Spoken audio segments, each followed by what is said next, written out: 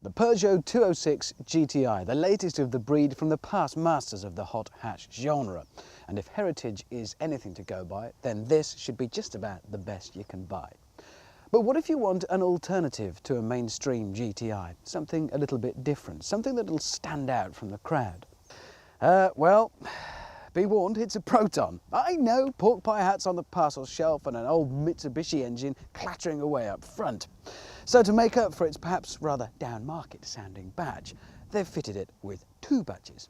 And the second badge says Lotus, which isn't that surprising really when you consider that Proton own Lotus. So they've let the British sports car supremos loose on fettling their GTi.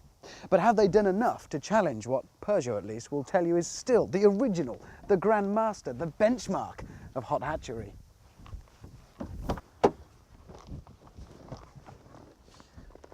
It may well be able to trace its line directly back to one of the original small hot hatches, but the 206 GTi feels about as big as the factory that they built the original 205 in.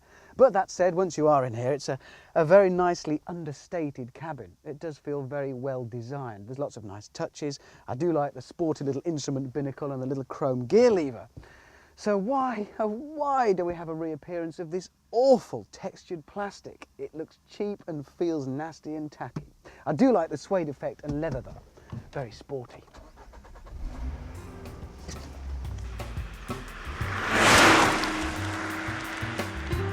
I can remember the first time I saw a 205 GTi 1.9 and I was amazed that there could be an engine so big in a car so small.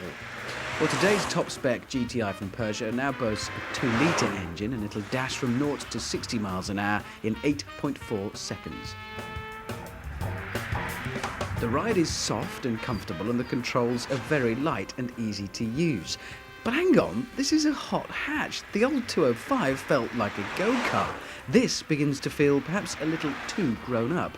The light steering could be seen to be remote and rather distant, whereas in the 205 you felt every bump and ripple in the road through the controls.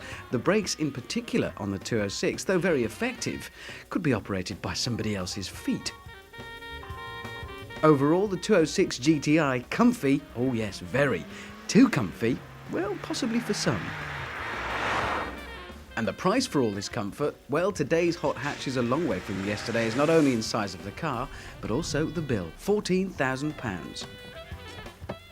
You've got to admit, when you look across at the Proton, it is a bit of a surprise to discover that it is a Proton. And there's another surprise inside as well.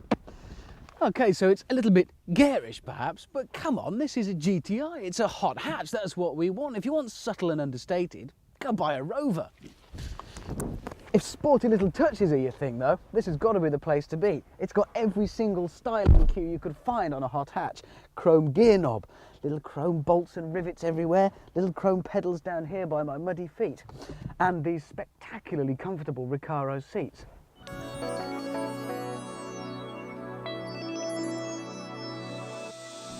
Now this is more like it. Less powerful the Proton may be, with only 1800cc to the 206's 2-litre, and though on paper it is faster, it'll dash from 0 to 60 in 7.8 seconds, I'm not convinced.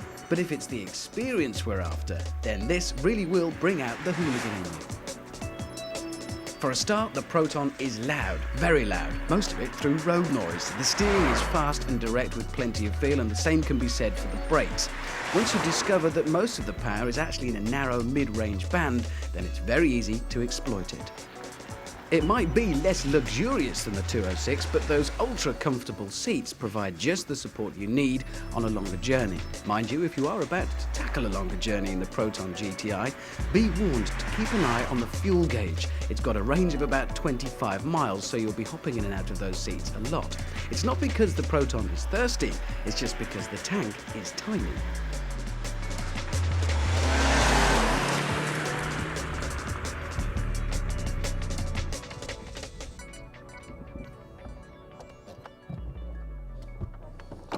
If you're waiting for me now to tell you that the Proton costs £4.5 less than the Peugeot, don't, because it doesn't. It actually costs £500 more.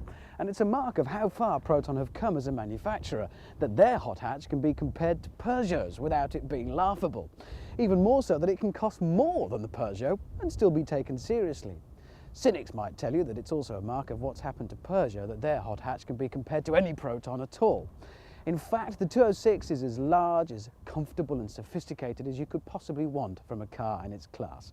The baby Proton is loud, brash and raucous and every inch a hot hatch in the traditional sense.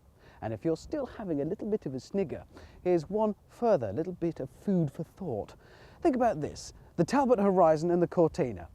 Pretty humdrum cars, neither of them worth peanuts second hand until Lotus became involved. Then, hey ho, instant classic. Who knows?